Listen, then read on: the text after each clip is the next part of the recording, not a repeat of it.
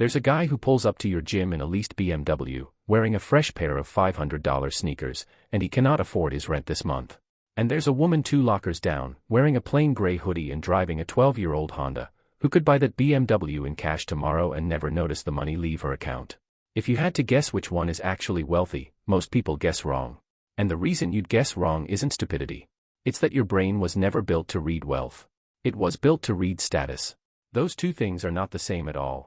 Let's start with the part that should bother you. In one of the most detailed studies ever done on American millionaires, researchers went looking for the stereotype, the mansion, the yacht, the closet full of designer labels. They mostly didn't find it. Most of the millionaires they studied lived in ordinary, middle-class neighborhoods. They drove used cars. Many had never bought a new car in their lives. Their homes were the kind you'd drive past without a second glance. Meanwhile, in that same research, some of the biggest spenders on visible luxury, big houses, brand new cars, expensive clothes, had almost no actual net worth at all. Some were quietly drowning in debt behind the display. So somewhere along the way, we all absorbed a lie. We learned to treat the appearance of money as evidence of money. And that lie is exactly what keeps a huge number of people broke, not because they're bad with money, but because they're incredibly good at a different skill, performing wealth they don't have. Here's the question that actually matters. Why would anyone spend money they don't have on things they don't need to impress people they don't even like? That sounds irrational. But it isn't. It's one of the most predictable behaviors in psychology, and once you understand the mechanism, you'll start seeing it everywhere, maybe even in your own closet. It starts with something researchers call conspicuous consumption. The idea is simple and a little uncomfortable. Certain purchases exist almost entirely to be seen. Not to be used. Not to be enjoyed in private. To be seen. A logo turned outward. A brand name on the outside of the bag instead of the inside. The whole point of the object quietly shifts from function to broadcast. But here's the layer underneath that most people miss. Conspicuous spending isn't usually driven by confidence. It's driven by the opposite. Researchers who study scarcity have found something strange about how the human mind behaves when it feels like it doesn't have enough, whether that's not enough money, not enough time, or not enough status. Scarcity doesn't just change your bank balance. It changes how your brain makes decisions. It narrows your focus onto whatever will relieve the discomfort right now, even at the cost of your future. If you feel poor, or feel behind, or feel like you don't belong in a room, a purchase that instantly signals, "I belong here," can feel like relief. Immediate, chemical relief. Even if it costs you 3 months of breathing room. That's the trade nobody says out loud. You're not buying the bag. You're buying 20 minutes of feeling like you're not falling behind. And this is where it gets uncomfortable, because the people who feel that pressure the hardest are usually the ones who can least afford to respond to it. If your identity feels secure, if you already believe, deep down, that you matter and you're enough, a logo doesn't do anything for you. It's just a bag.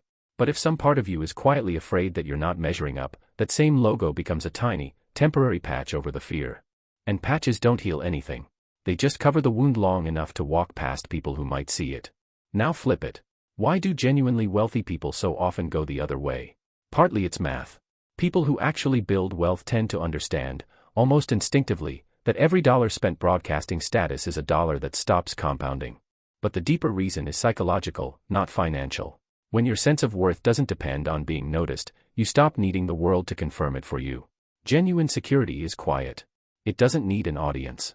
That's not a moral high ground, it's just what happens when the fear that drives conspicuous spending simply isn't running in the background anymore. There's a name for this pattern: stealth wealth. The people with the most tend to advertise it the least, not because they're humble by nature, but because they've already gotten the thing spending was supposed to buy, the feeling of being enough. They got there, so the performance became unnecessary. Think about what that means. The performance was never actually about the object. It was about the feeling the object was borrowed to produce.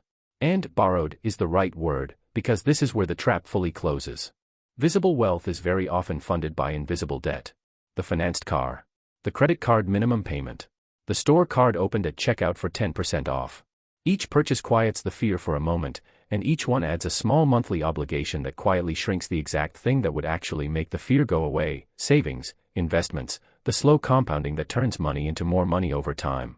So the person spending the most on looking successful is frequently the person with the least room to actually become successful.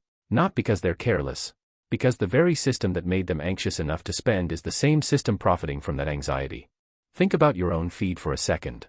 Every scroll is a curated highlight reel engineered to make you feel slightly behind, because feeling slightly behind is what keeps you scrolling, and it's what keeps you spending. You're not imagining that the pressure has gotten worse. It has. You are seeing more curated wealth signals in a single afternoon than most humans in history saw across an entire lifetime, and your nervous system, which evolved to compare itself to maybe 150 people in a small tribe, was never built to survive that volume of comparison without flinching. There's a quieter, sadder version of this too. The friend who upgrades their car every time yours gets noticed.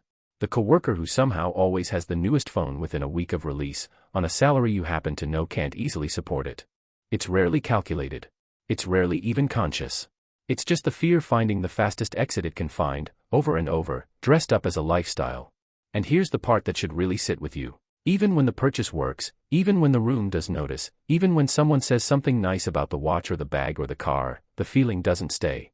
It fades in days, sometimes hours, and the mind goes looking for the next hit. Psychologists call this the hedonic treadmill. You run, the scenery changes, but you never actually arrive anywhere, because the finish line was never a place. It was a feeling, and feelings don't stay bought. So here's the real question this video was always leading to. Not, how do I stop buying things? That's the shallow version. The real question is, what feeling are you actually trying to buy? Because once you can name that feeling, belonging, relevance, safety, being taken seriously, you can go looking for it directly, instead of paying a markup for a shortcut that never quite reaches the destination. The people who look the richest are frequently the ones still searching for that feeling. And the people who've actually found it tend to look, from the outside, like they have nothing to prove, because they don't. So the next time you feel the pull towards something that exists mainly to be seen, pause for 1 second and ask what you're actually hoping it will say about you. Then ask yourself, honestly, whether the thing in your hands can actually say it, or whether you're just renting the sentence for a little while, at a price you'll still be paying long after anyone stopped noticing.